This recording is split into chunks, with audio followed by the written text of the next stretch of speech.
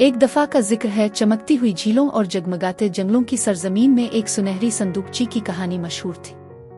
कहा जाता था कि ये संदूकची हैरत अंगेज खजाने से भरी हुई है, लेकिन इसे वही पा सकता है जिसका दिल साफ और जज्बा मुहिम जुई से लबरेज हो।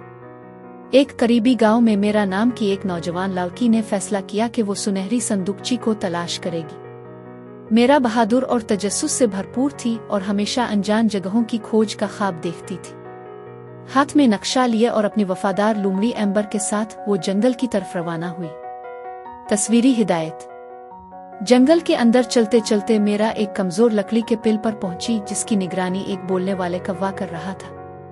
कौवा कड़कड़ा, मेरी पहेली हल करो वरना आगे नहीं जा सकते। मेरा ने गौर से सुना और अपनी जहानत से पहेली का जवाब दिया। पिल पार करने के बाद मेरा एक खलियाने पहुंची, जहां चांदनी में फूल जगमगा रहे थे। हुआ में एक हल्की सी मधुर आवाज गूंज रही थी और फूल एक अनदेखे साज पर झूम रहे थे। खलियान के बीच में एक पत्थर का चबूतरा था, जिस पर एक पहेली लिखी हुई थी। आखिरकार मेरा ने आखिरी पहेली हल की और चबूतरा जगमगाने लगा।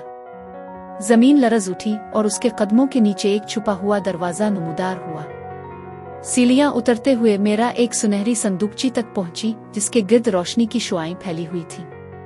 जब इसने संदूकची खोली तो अंदर खजाने की बजाय एक जादुई किताब थी, जो कहानियों और इल्म से भरी हुई थी। मेरा वापस अपने गांव आई और जादुई किताब से कहानियां और इल्म अपने लोगों के साथ बांटने लगी। सुनहरी संदूकची ने इसे दौलत नहीं दी, बल्कि सबसे बड़ा खजाना दिया, इल्म, जो इसके लोगों को तहरीक देने का जरिया बन गया। यूं मेरा की कहानी खुद एक दास्तान बन गई, जो नस्ल दर नस्ल सुनाई जाती रही।